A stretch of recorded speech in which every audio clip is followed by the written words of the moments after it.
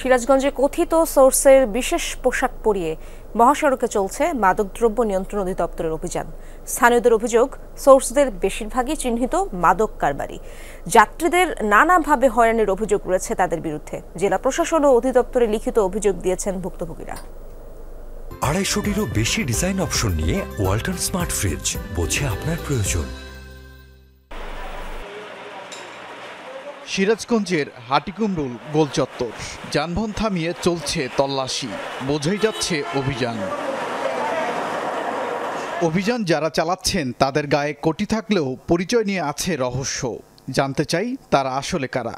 এই ভাইয়া, কোট করলেন কেন? এদিকে আসেন, এদিকে আসেন। খুললেন কেন? আপনার পরিচয় বলেন তো, আপনি কি আসলে সার্চ করছেন? আপনারা কারা আসলে? মাদক দ্রব্য। আপনার কার্ডটা দেখি, আপনার কার্ডটা দেখিয়ে আপনি যে সার্চ করছেন এই গাড়িটা, আপনার কোন অথরিটি আছে? আপনার সার্চ করার অথরিটি কি? স্যারের সাথে কথা বলি। যাত্রী আর চালকদের অভিযোগ, এরা মাদকদ্রব্য নিয়ন্ত্রণ অফিসের কেউ নন, সবাই কথিত সোর্স। কেউ কেউ আবার চিহ্নিত মাদক কারবারি। কিছু অসাধু কর্মকর্তা সোর্সদের ব্যবহার করছেন অভিযানে। তারা যাত্রীদের হয়রানি করছেন নানাভাবে। যারা কর্মকর্তা আছে তারাই দেখতেছি যে এই মাদক দ্রব্যের যানবাহনগুলো সার্চ করতেছে না। আসলে প্রকৃতপক্ষে যারা মাদক দ্রব্যের সাথে জড়িত তাদেরকে দিয়েই এই কাজগুলো করানো হচ্ছে। সন্দেহভাজন হিসেবে ব্যাগ তল্লাশি করে থাকে, সেখান থেকে মোবাইল ছিনতাইয়ের ঘটনা ঘটে থাকে। মাদকের ভয় দেখিয়ে তাদেরকে টাকা পয়সা ছিনতাই করে নেয় এবং দীর্ঘদিন যাবৎ তারা এরকম করে লাখ লাখ টাকা পয়সা ইনকাম করে যাচ্ছে। ঘটনাস্থল থেকে দূরে দেখা মিলল পরিদর্শক এমদাদুল হকের। খোঁজ গল্পে ব্যস্ত তিনি। পরে এ বিষয়ে জানতে চাইলেও কথা বলতে রাজি নন তিনি। না, মানুষ তো হয়রানি করে না। হ্যাঁ, আমার নামে কি অভিযোগ?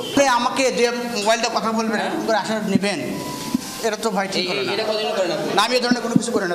আইনজীবীরা বলছেন সোর্স দিয়ে অভিযান সম্পূর্ণ নিষেধ। আইনগত ব্যবস্থা নিতে পারবেন ভুক্তভোগীরা। সোর্সের পক্ষে তো সম্ভবই না। যদি সাধারণত দেখা যায় যে যারা সাব ইন্সপেক্টর সাহেব যিনি আছেন বা তদন্তকারী এজেন্সি যারা আছেন, তাদের সাথে অন্যান্য পুলিশ কনস্টেবল থাকতে পারে সাইটে। এরই মধ্যে অনেক ভুক্তভোগী জেলা প্রশাসক ও মাদকদ্রব্য নিয়ন্ত্রণ অধিদপ্তরে লিখিত অভিযোগ দিয়েছেন। সোর্স দিয়ে অভিযান করান, যারা সোর্স হিসাবে কাজ করে এদেরকে কোটি পড়ানোর কোনো বিধান নাই, এবং এটা আমার নলেজেরও বাইরে।